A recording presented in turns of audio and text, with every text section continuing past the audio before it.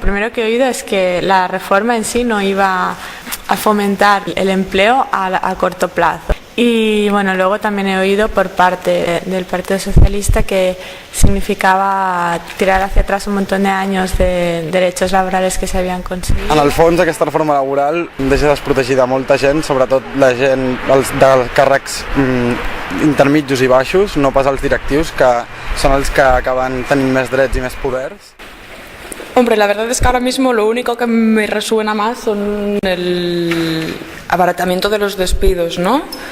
En este tiempo de crisis me parece, no sé si injusto, pero no creo que sea la medida. El que em sembla és que la reforma laboral el que fa és fer empobrir una mica més els drets laborals i que a part no crec que aconsegueixi estimular la contractació ni cobrir més puestos de treball.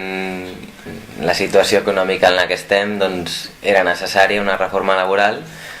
No sé si s'ha mirat molt pel cantó dels treballadors i no tant pels empresaris. Penso que està clar que és important, no? Doncs que empreses d'altres països vegin que Espanya és un país on sigui fàcil invertir-hi, pero creo que no se ha tenido mal en cuenta el trabajador. En resumen, lo que me parece es que favorece mucho más al empresario que al trabajador.